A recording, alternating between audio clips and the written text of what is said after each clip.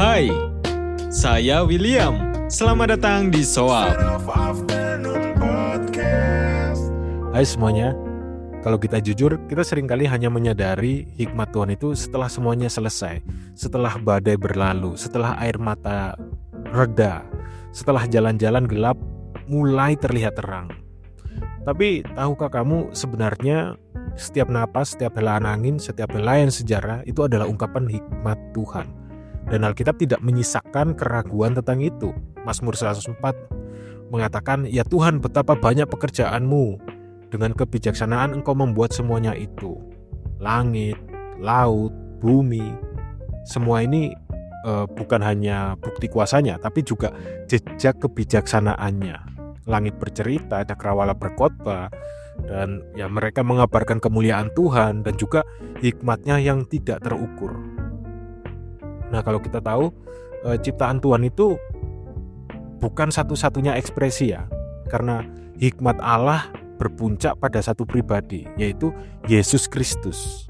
Di dalam Amsal pasal 8, hikmat itu digambarkan seolah-olah sedang berbicara, mengundang, memanggil, menyerukan, "Aku ada sejak kekal sebelum bumi ini diciptakan." Dan ketika kita membaca lebih jauh, kita sadar ini bukan sekedar gaya sastra. Ini adalah bayang-bayang dari pribadi kekal anak Allah sendiri.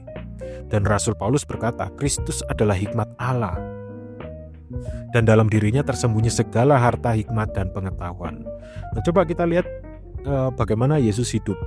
Ketika dia sebagai seorang anak, dia bertumbuh dalam hikmat. Sebagai guru, dia mengajar dengan otoritas yang tidak terbantahkan. Lalu sebagai Mesias, dia menundukkan keangkuhan para ahli Taurat hanya dengan kalimat-kalimat yang sederhana. Yesus bukan sekedar tahu kebenaran, dia adalah kebenaran itu sendiri, dan puncak ekspresi hikmat Allah terjadi di atas kayu salib. Di sana itu dunia melihat kelemahan, tapi surga melihat kemenangan. Kristus yang disalibkan bagi dunia suatu kebodohan, tapi bagi kita yang percaya, dialah kekuatan Allah dan hikmat Allah. Jadi salib adalah teka-teki yang begitu besar bagi dunia. Bagaimana mungkin kematian bisa menjadi hidup? Bagaimana mungkin penderitaan itu menjadi penebusan?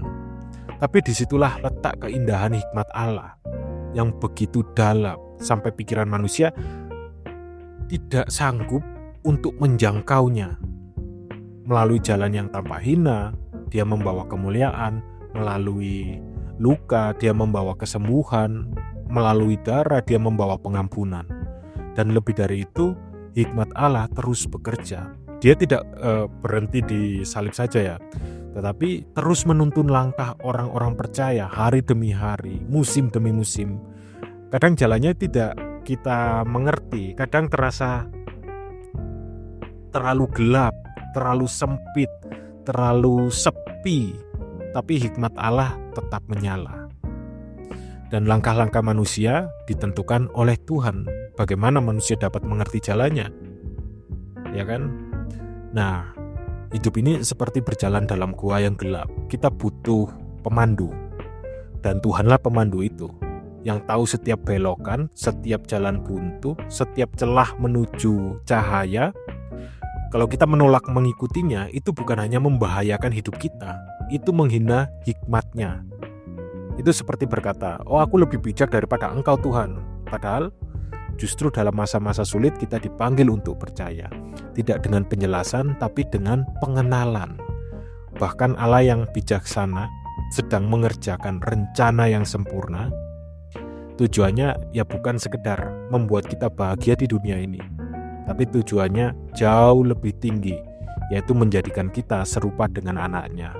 Dan ketika kita bertumbuh dalam keserupaan itu, disitulah kebahagiaan sejati lahir dan kemuliaannya dinyatakan.